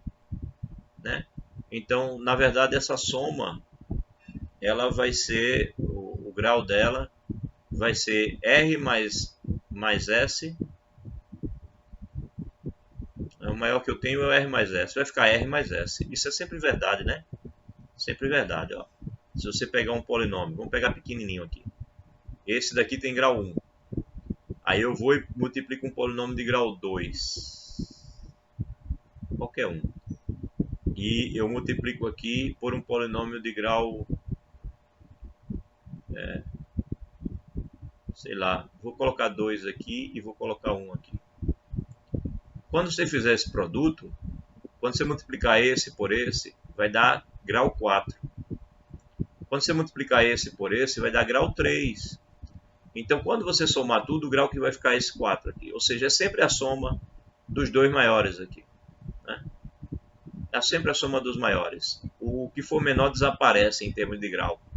Então, no final, este produto aqui é um produto de grau R mais S não é um produto de grau R mais T. O T desaparece porque o T é o que eu estou considerando menor. Mas o que importa mesmo é que essa primeira parte aqui, até esse sinal de mais, ele é F vezes G. É exatamente a definição que nós demos. E essa outra parte aqui é exatamente F vezes H. Então, realmente, de fato, o que ficou no final foi F mais G de X mais F vezes H de X. Então, é verdade, vale a distributividade, porque nós tínhamos começado em F vezes G mais H. E nós concluímos em F vezes G mais F vezes H. A distributividade vale. Ok. Isso prova a distributividade da multiplicação sobre a adição. E aí, o corolário, né? O corolário que enxuga isso tudo. O conjunto A de X, com a adição e a multiplicação definidas anteriormente, é um anel comutativo com unidade. É um anel comutativo com unidade. A gente estava dizendo que estava fazendo o quê? Construindo o anel dos polinômios. Ele é um anel, tá? Então, se você definir a função polinomial, com essa adição e com essa multiplicação, isso é um anel comutativo e com unidade. Ok? Ele está construído. E aí vale a pena olhar alguns detalhes. Por exemplo, será que é um corpo? Anel é corpo? Bem, para ser corpo, todo elemento não nulo tem que ser... Porque, na verdade, nós estamos diante de um anel comutativo com unidade. Para ser corpo, todo mundo tem que ser inversível. Todo mundo que não for zero. Né? Então, a resposta é não. De fato, se você pega o polinômio f de x igual a x, né, no conjunto dos polinômios. Claro que o f de x não é zero quando eu não pegar o x igual a zero aqui. Então, como isso tem que valer para todo x, então ele não é o polinômio identicamente nulo. Portanto, ele tem que ter inverso. Né? Se for corpo, ele tem que ter inverso. Então, se f fosse inversível, se ele tivesse inverso, eu teria que ter um outro polinômio, né? Seja ele lá qual for, de tal forma que quando eu fizesse o produto, tem que ter um polinômio no A de x, quando eu fizesse o produto desse polinômio, isso desse 1. Né? Ou seja, eu teria que ter que x vezes g de x teria que dar 1. Isso para todo x que eu pegar em A. Todo, sem exceção. E aí, eu vou e pego o zero, né, maldosamente. Aí o que acontece? F vezes x, f vezes g de zero, vai ser 0 vezes g de zero. Estou nem aí para o que é g de zero, mas ele está multiplicado por zero, vai dar zero. Então não vai dar 1. Portanto, f não é inversível em A de x, e assim A de x não é corpo. Então construímos um anel, mas sabemos que ele não é corpo. Já sabemos que ele não é corpo. Observe que, se A é corpo, então o subconjunto de A de x formado pelos polinômios constantes é um corpo. Né? Porque se A é corpo, você pega os polinômios que são elementos do próprio A, todos esses elementos são inversíveis. Portanto, o conjunto dos polinômios que são esses elementos de A, que são polinômios constantes, esse conjunto é um corpo. Ok. Formado pelos constantes é um corpo. Ou seja, todo polinômio constante, f de x vai ser o A, diferente de zero, ele vai ser inversível. Surge, então, a natural pergunta. Existem outros polinômios inversíveis em A de x? Bem, estou colocando os senhores agora num mar imenso. O conjunto dos polinômios, discutir se são inversíveis. Ora, estamos tratando, dizendo que o nosso conjunto dos coeficientes desses polinômios é um anel, melhor, domínio de integridade, às vezes corpo, coisas grandes. Mas quantas e quantas perguntas se pode fazer em matemática sobre anéis de polinômios quando os coeficientes forem, por exemplo, em um anel finito? E quando for no Z2 cartesiano Z2? E quando for, sabe? Você pode pensar no que você quiser. Tá? E se você mudar operações? Então tem muitas perguntas que podem ser feitas e muitas perguntas que podem ser respondidas, gerando trabalhos de matemática numa quantidade espetacular. Tá bom? Então é só para dizer a vocês que vocês estão entrando num imenso mar. A gente está nadando no balde e o balde está dentro do mar. tá bom? Então, é isso. A pergunta é, existem polinômios inversíveis em A de x? Bem, e a resposta fica para vocês um dia me dizerem qual é a resposta. Na verdade, a resposta a princípio é não, né? Mas é não nas condições em que a gente está, tá? Nas condições em que a gente está, mas em outras condições vocês podem encontrar respostas positivas. E é isso que é interessante. Qual condição que é positiva? Quais as condições de invertibilidade de um polinômio? Em que situações eles são, em que situações eles não são? Isso tem muito que ser visto. Bem, então, proposição. Dado um elemento pertencendo a A, a identidade, essa identidade aqui, ela é verdadeira para qualquer inteiro n maior do que zero e todo x pertencendo a A. Nós estamos agora falando de polinômios idênticos, tá? Terminamos aqui nessa pergunta a nossa construção. Então vamos falar de polinômios idênticos para a gente concluir. Estamos no 17. Falta tão pouquinho, deixa eu terminar, tá? Mais 5 minutinhos só. Então vamos lá. Dado U em A, a identidade tal é verdadeira para quaisquer n maior do que zero e todo x pertencendo a A. Vamos demonstrar? Não, não vamos demonstrar. A demonstração deve ser feita por indução sobre n. E daria um trabalho cansativo, como diz o próprio autor do nosso livro, o Iese e o Higino, não vamos cansar fazendo isso, né? Mas é fácil verificar fazendo uma conta, né? Porque teria que ser feito por indução. Mas de maneira informal, a gente pode fazer esse produto. Se você multiplicar o x por todo mundo aqui, o que vai acontecer? X vezes x elevado a n menos 1 é x elevado a n, né? Porque somo 1 com menos 1 aqui dá x elevado a n. Quando você multiplicar aqui, fica x elevado a n menos 1. E quando você multiplicar aqui, vai ficar aqui, né? Vai ficar x quadrado, tá? E quando você multiplicar aqui, vai ficar x. Pronto. Então, daqui até aqui, eu saí multiplicando x. Aí agora eu vou e multiplico menos u. Menos u vezes esse é isso. Aí menos u vezes esse, menos u ao quadrado, x elevado a n menos 2, tá vendo? Aí mais, ou melhor, menos, reticência. Quando você multiplicar aqui, menos u vezes esse, bem, aí vai diminuir um aqui, né? Vai ficar... eu escrevi um antes, né? O que seria antes aqui seria u elevado a n menos 3, né? Vezes x ao quadrado. Quando você multiplicar por menos u, aí vai ficar o x quadrado. E aqui, ao invés de menos 3, vai ficar u elevado a menos 2. Multipliquei por 1 que estaria antes na nossa passagem aqui. E aí, quando você multiplicar o menos u vezes esse, aí dá esse aqui. E quando você multiplicar o menos u vezes esse, dá esse. Bem, aí o que acontece? Quando você olha para isso tudo aqui, você vai notar que esse... Deixa eu apagar as outras linhazinhas que eu fiz para ficar claro. Ó, esse cara, ele está mais aqui e menos aqui. Esse cara, foi por isso que eu fiz um a mais. Ele está mais aqui e menos aqui, ó. E esse cara está mais aqui e menos aqui. Então, quem sobra nessa brincadeira? Na verdade, esse daqui também vai se cancelar com um que vai estar antes aqui. Só vai sobrar, na verdade, o menos u elevado a n e o x elevado a n. Tá? Então, sobra de fato só o que a gente queria demonstrar. Só sobra esses dois aqui. Ok? Então, de fato, isso aqui é igual a isso. Essa desigualdade, ou melhor, essa igualdade, essa identidade, ela é verdadeira. Para que a gente fez isso, né? É para poder fazer esse argumento aqui abaixo. Ó. Observe que se f de x é esse polinômio, é um polinômio não constante, ou seja, o r é maior do que zero, né? O grau não é zero. Então, para quaisquer u que eu pegar em A, temos o seguinte, ó. F de x menos f de u se escreve assim, né? Que o que seria f de x? É isso.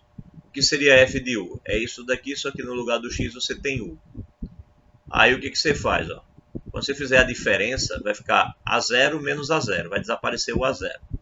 Aí vai ficar A1x menos A1y menos A1u, A1x menos AU1, U. Então, quando você colocar o A1 em evidência, vai ficar A1 multiplicando x menos U. E aqui vai ser A2x2 menos A2U2. Quando você colocar o A2 em evidência, vai ficar isso aqui. E assim por diante, né? A2x3 menos U3. E a última, quando você calcular o f de U, vai ficar AR vezes U elevado a R. Então, quando você fizer AR vezes x elevado a R menos AR vezes U elevado a R e colocar o AR em evidência, você vai ter essa expressão aqui, AR vezes XR menos UR. Ok. Então, você tem essa diferença. Agora, olhe para cada parte dessa. Ó. X menos U, tá? Para cada uma dessas.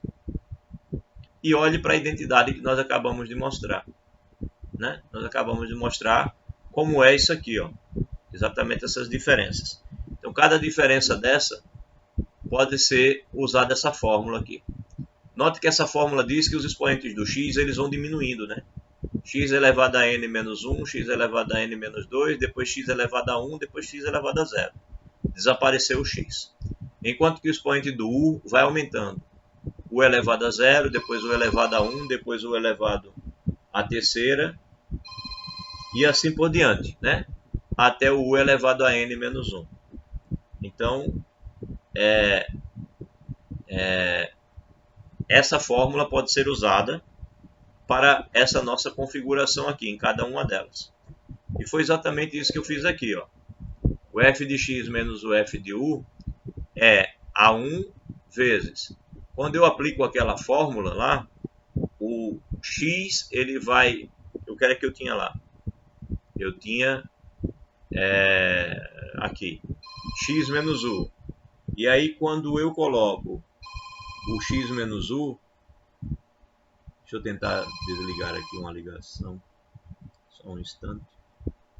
Então, quando eu coloco aqui o x menos u e eu uso na nossa fórmula, eu estou usando quanto aqui de n? Eu estou usando n igual a 1, né? Então, quando eu coloco n igual a 1, só fica esse aqui, porque aqui daria 0. Tudo isso daqui desapareceria, né? Você ficaria só com isso mesmo. Então, o x menos u, aqui, na nossa expressão, ele é simplesmente ele mesmo. Não tem o que alterar, né? Agora, quando você faz o A2 está multiplicando quem? Está multiplicando x2 menos o 2. E aí, quando você pega x2 menos o 2 e aplica a nossa fórmula, o que acontece? Você vai escrever... olhe para a nossa fórmula aqui, né? Você vai escrever x menos u sempre, né? Começa pelo x menos u. Sempre começa pelo x menos u. E depois é o n menos 1 aqui. Então, se o n menos 1 começa no 2, então começa no 2 e diminui 1. Então fica x, né? X. Aqui. X. E aqui fica u vezes... Bem, aí vai diminuir ainda mais se aqui está x elevado a 1. Se aqui está x elevado a 1, então o outro vai ser o x elevado a 0. Em compensação, o u vai aparecer elevado a 1. Então vai ficar x mais 1. Então, aplicando nossa fórmula, x2 menos o 2 é x menos u vezes x mais u. É o que está colocado aqui. Ó. Vamos olhar para o 3. Vamos aplicar a fórmula no 3. Então, pela nossa fórmula no 3, você tem x menos 3 elevado a u menos 3 vai ser igual a x menos u, vai ser igual a x menos u vezes... Bem, aí vai diminuindo, né? O x aparece sozinho no início. Não, minto. Vai aparecer com o expoente 1 a menos aqui. Então, x quadrado. Menos. Aí o expoente do x vai diminuir. Menos não, mais. O expoente do x vai diminuir. Na segunda parcela vai aparecer x. E na terceira parcela ele desaparece. Enquanto que o u não aparece na primeira. Depois aparece elevado a 1 na segunda. E depois aparece elevado ao quadrado na terceira. Então, aparece isso aqui. Que é essa parte. Tá? Então, aplicando a fórmula nesse, aparece isso. E quando você aplica a fórmula no último, né? O último é justamente o elevado a r, né? Aqui, x elevado a r, u elevado a r. Então, novamente é x menos u, aí x elevado a r menos 1, u, x elevado a r menos 2, ó. O expoente vai diminuindo, o do x, até chegar em 1 e depois 0, enquanto que o expoente do u aparece aqui elevado a 1, depois elevado ao quadrado, etc. Vai subindo até o r menos 2 e até o r menos 1. É só aplicar a fórmula direto no u elevado a x elevado a r menos u elevado a r, que vai dar isso aqui.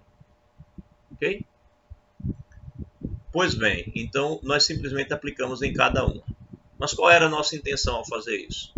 É que aqui você tem x menos u, aqui você tem x menos u, aqui você tem x menos u, aqui você tem x menos u. Você tem x menos 1 em todos eles. Então dá para você colocar o x menos 1 em evidência. Ok? Aí você coloca o x menos 1 em evidência. Faz isso. Então, colocando o x menos 1 em evidência, o que, que você vai ter? X menos u está multiplicando. Está aqui o x menos u. Está multiplicando a 1. Está multiplicando a 2, x mais u. Então está multiplicando a 1. A 2x mais u. E aqui está multiplicando a 3. Está aqui. Vezes isso. Está aqui. Etc. Né? E aqui, quando eu multiplicar, colocar ele em evidência, fica o AR, que é esse. E fica tudo isso aqui. Está aqui. Ok? Bem, e aí qual é a conclusão disso tudo? É que a gente conclui o seguinte. Pego esse F, esse menos FU aqui e mando para o outro lado. Né? E chamo tudo que está aqui no meio, ó. Tudo que está aqui no meio é x menos u, eu coloquei ele aqui. O menos FU eu coloquei para o outro lado, então fica mais FU. E tudo que está aqui, ó, essa parte todinha aqui horrível, né? Essa parte todinha aqui horrível, a gente chama simplesmente de Q de x. Aí uma observação, ó, o grau desse cara daqui é R. O grau desse daqui é 1. Né? O grau desse cara daqui é 1. O grau desse daqui, bem, esse U aqui vai ser um elemento. Então, de qualquer forma, se você pensar como grau, no máximo seria R, né? Ah lá, que chama de R, se quiser. Bem, e aí o que acontece? Se esse daqui é 1, né? E no final eu vou... Na verdade, isso aqui não pode ser visto nem como polinômio, né? Porque aqui é um elemento. Então, esse daqui é um elemento de A. Esse daqui pertence a A. Pronto. Então, vamos dizer que o grau é 0. Pronto, beleza. Então, eu tenho que aqui é 1 e aqui é R. Então, eu tenho que multiplicar por alguma coisa com o grau R menos 1. Né? Que é para, quando eu multiplicar aqui, esse aqui tem grau 1, esse daqui tem grau R menos 1. A soma desses graus aqui vai dar R. Tá? Então, o que acontece com o Q de x? O Q de x é um polinômio e ele tem grau R menos 1. Tudo bem? Entendido que o grau é R menos 1? Deixa eu só concluir. De hoje que eu tento concluir, não termina, né? Termino já. Então, definição. Se eu tiver um polinômio, um elemento U pertencendo a A é chamado de raiz de F, se o F de U for 0, onde 0 é o zero do elemento, ou do nosso domínio de integridade, do A. E aí, exemplo. Professor, Oi? são 3:12. Deixa eu só concluir, que é para a gente encerrar o curso, é a nossa última aula. Só um pouquinho. Concluo já. Tá bom? Pelo visto não vai dar para falar tudo, mas eu quero falar pelo menos umas coisas que acho importante para vocês continuarem a leitura sozinhos. Então, aqui eu defini raiz, né? Raiz de um polinômio é um elemento do anel, tal que o f, quer dizer, raiz de uma função polinomial é um elemento do anel, tal que a função aplicada nesse elemento dá o zero do anel. Então, exemplo, pego f de x igual a x² mais 1, onde f é o conjunto dos polinômios com coeficientes nos números complexos. Se eu for calcular f de i ou f de menos i, eu vou ter i² mais 1, que é igual a menos 1 mais 1. E se for o menos i, ao quadrado mais 1, o menos aqui vai dar mais e vai ficar também i ao quadrado. Então, nos dois casos, isso dá zero. Portanto, tanto i quanto menos i são raízes desse polinômio. Outro exemplo clássico, né? Seja A um domínio de integridade e A pertencendo a A. Então, se eu pegar uma função polinomial e definir como uma função constante, A, para todo x pertencendo a A, então A não tem raiz. Porque seja lá qual for o valor que eu colocar aqui no x, isso sempre vai dar A e A não é zero, qualquer que seja o x. Então, uma função polinomial constante, a menos que ela seja a função nula, ela não tem raiz. E se ela for a função nula? Bem, se ela for a função nula, então todo mundo é raiz. Então, uma constante que não é nula não tem raiz, e a função nula, todo elemento do anel é raiz. E uma última proposição. Se U, seja U uma raiz de polinômio não constante, né? A domínio de integridade. Se você tiver um polinômio f de x com um grau sendo esse grau R aqui, né? Para todo x pertencendo a A, então a f de x pode ser escrita assim: x menos u vezes o q de x, onde q de x pertence a A. E esse q de x tem grau R menos 1. É isso que nos diz a proposição. Bem, a demonstração. Já vimos, né? Provamos agora há pouco, que f de x ela é igual a x menos u vezes q de x mais um f de u. Foi aqui que a gente provou. Ó. Lembra aqui? Aqui, ó, sobra o f de u, né? F de u é um elemento e a gente provou que isso acontece. A f de x se escreve assim onde u é uma raiz. Então, apesar da noção de raiz ter vindo depois, mas isso já tinha acontecido ali. Então eu quero provar que isso acontece. Eu já tenho isso daqui, até o f de u. Mas se o u é raiz, quando eu aplicar f de u aqui, não, nem preciso, né? Eu tenho f de u aqui, isso daqui é zero. Então, se isso daqui é zero, o que sobra para f de x? Isso aqui. F de x é x menos u vezes q de x. E aí tem um corolário importante disso. Seja f uma função polinomial. A domínio de integridade, definida dessa maneira. Se você tiver um conjunto de raízes, né, são raízes de f, então você consegue decompor a função polinomial em binômios da forma x menos u1, x menos u2 até x menos um, onde esses binômios são formados pelas raízes de f. Né? E o que sobrar aqui é um outro polinômio, q de x, pertencendo a de x, que tem grau R menos M, onde M é o número de binômios que você colocou aqui. Ó. É o número de binômios. Além disso, qualquer outra raiz de f também é raiz de q de m. Vamos ver a demonstração rapidinho. A rigor, a demonstração é por indução, mas vamos apenas desenvolver um raciocínio por recorrência. Então vamos lá. Como o 1 é raiz de f, a proposição anterior mostrou que, ó, todos esses são raízes. E a proposição anterior mostrou que, se eu pegar uma raiz, eu consigo escrever a f dessa maneira. Então, eu pego a primeira dessa nossa lista e escrevo a f com ela. A proposição mostrou para um certo u. Como o 1 é raiz, eu consigo escrever a f assim. E esse Q1 de x vai ter grau R menos 1, porque eu só tenho um binômio.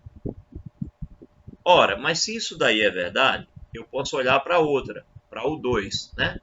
Então, considerando agora o 2, que também é raiz de f, temos que o 2 é raiz de Q de 1. Por quê? A f se escreve assim.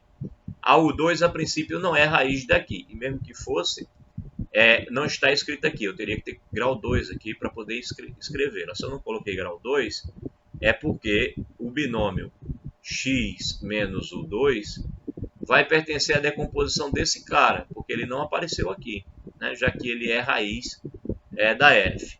Então, o 2 é raiz de Q1. E aí, se o 2 é raiz de Q1, eu vou e aplico novamente a proposição a Q1. O que eu fiz com a f, agora eu faço com a Q1. O que a proposição diz? Diz que a f pode ser escrita como x menos a raiz vezes um q, né? Então a Q1 ela pode ser escrita x menos a raiz dela vezes um Q2 de x, onde o Q2 de x é um polinômio, né? Com coeficientes em A, e ele tem um grau uma unidade menor do que o grau da Q1. O grau da Q1 era R menos 1, então eu vou e tiro 1 novamente daqui, e eu fico com R menos 2, porque eu só tenho um binômio aqui, portanto eu só tiro 1. Tá? Bem, aí quando eu faço isso, dessa forma, eu volto para F, e aí eu reescrevo essa Q1 aqui, ó, aqui. Eu vou e reescrevo ela aqui, porque ela é assim, ó. Onde essa Q2 tem grau R menos 2. Note que aqui é 2, porque eu usei dois binômios. Aqui era 1, porque eu só tinha um binômio. Aqui era 1, ó, menos 1, porque eu só tinha um binômio. Então, quanto mais eu aumentar a quantidade de binômios, né? Por exemplo, se eu pegar agora a raiz do 3 e eu for olhar para a Q2, eu vou ter que a Q2 se escreve assim, ó. Né? Onde Q3 vai diminuir de novo um no grau da Q2. A Q2 era R menos 2, vai virar R menos 3. Então, se eu ficar repetindo esse processo M vezes, então quando eu chegar aqui na QM, eu vou ter que a QM vai pertencer ao A de X, ela vai ter R menos M, que é a quantidade de binômios que eu decompus a minha F até aqui. O grau dessa minha QM vai ser R menos M. E aí eu tenho o resultado. Era isso que eu queria provar. Eu queria provar que a f de x ela é assim. Aqui, ó. Veja que o enunciado é esse mesmo. Eu quero provar que a f de x se escreve assim. E o grau da QM é R menos M. Mas tem uma outra partezinha aqui, ó. Além disso, qualquer outra raiz de f é também raiz de QM. Então deixa eu só concluir o raciocínio. No meu além disso. O além disso é o meu por fim aqui, ó. Por fim, até aqui já está provado. Aí, por fim, se eu tiver uma outra raiz que não seja da minha lista, que não é o 1, não é o 2, não é o M, se eu tiver uma outra raiz que não é nenhuma dessa, ou seja, se eu tiver uma raiz V, diferente das raízes consideradas, então eu olho para o jeito que eu consigo escrever a F aqui, e eu calculo a F de V. F de V vai ser V menos U, V menos o 1, V menos o 2, V menos o 3, etc. Né? Na verdade, assim. Né? Aplico a F de V aqui. Então, quando eu saio fazendo a aplicação da F de V, eu tenho esse produto desse monte de diferenças. Né? E esse produto não dá zero. Esse produto não dá zero. Por que esse produto não dá zero? Porque o V não é o 1, o V não é o 2, o V não é o M. Portanto, nenhum dessas diferenças dá zero. Ora, mas eu estou num domínio de integridade. Se isso daqui não dá zero, mas V é raiz, então f de V dá zero. Então, para esse produto dar zero, eu tenho que ter que Qm de V tem que ser zero. Qm de V tem que ser zero. Mas se Qm de V tem que ser zero, é porque V é raiz de Q, ou melhor, raiz de Qm. Faltou um M aqui. V é raiz de Qm. E isso prova o que pediu a nossa proposição. Terminei. Eu só preparei aula até aí. Passei um pouquinho do tempo, mas concluí o que eu queria, tá? Veja, a leitura do restante do capítulo é possível. Se em algum momento precisar pegar ritmo de novo do início do capítulo, dá uma olhada nessa minha aula e aí dá continuidade na leitura. Eu, particularmente, pretendo completar o livro do Higino, no caso sem vocês, né? Já que não dá mais tempo da gente fazer mais nada, eu vou continuar preparando videoaulas até o final, até começar as aulas novamente. Eu vou sair preparando, de vez em quando eu coloco lá no YouTube até completar o final do livro, tá? Então quem quiser fazer estudos pessoais sobre álgebra e quiser rever essa parte, vai estar lá. Eu sei que na primeira vez que você vê, você não entende tão bem. É preciso uma segunda, uma terceira vez para poder entender. A sorte é que hoje, como a gente faz aula gravada, você tem acesso a ela sempre que quer, né? Bem, vou terminar minha gravação por aqui para ver se vocês têm alguma pergunta a fazer.